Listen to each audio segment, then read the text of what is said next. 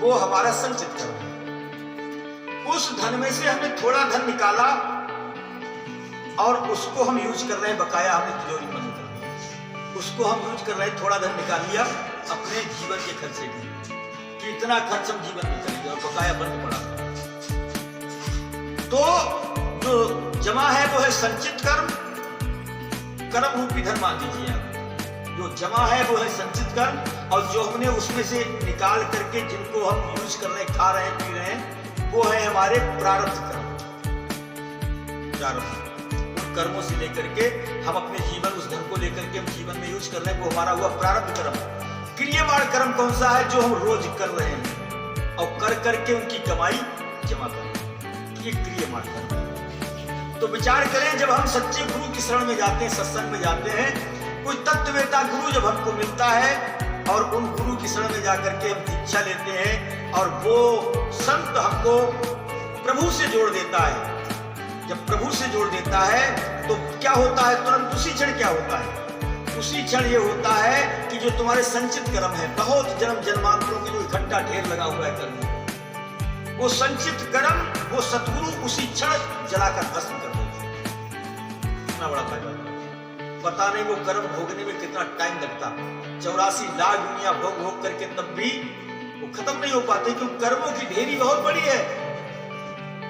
कर्मों की ढेरी बहुत बड़ी है, वो खत्म नहीं कर पाओगे बगैर सतगुरु के। इसलिए सतगुरु की शरण में जाने से पहला काम ये होता है कि हमारे जितने जन्म जन्मांतरों के अच्छे बुरे संचित कर्म पड़े हुए हैं, गुरु उनको जला करके भस्म कर देता है। और जब उनकी शरण में रहते तो क्रियमाण कर्म करने का तरीका बता देता है कि बेटा ऐसे कर्म करो, अपनी मन बुद्धि के द्वारा मनमाना कामना करो। मनमाना करोगे तो मरोगे।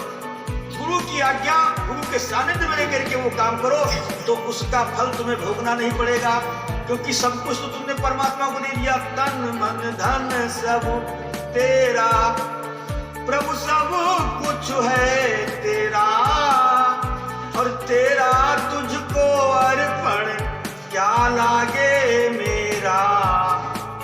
ओ मैं जगदीश हरे।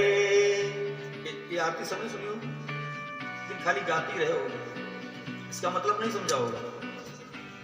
इसका मतलब आज मैं आपको समझाता हूं कि ओम जय जगदीश हरे है क्या।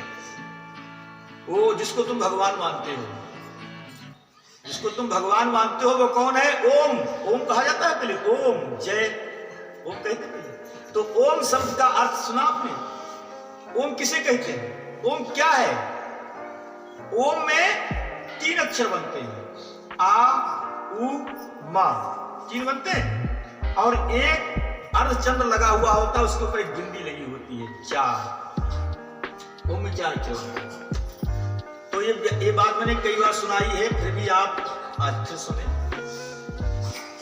आ जब बोलते हैं हम, आ, उ और मा और अंक की बिंदी, जब हम आ बोलते हैं आ, तो हमारे मुंह का आकार बन जाता है, फैल जाता है, आकार बन गया आ।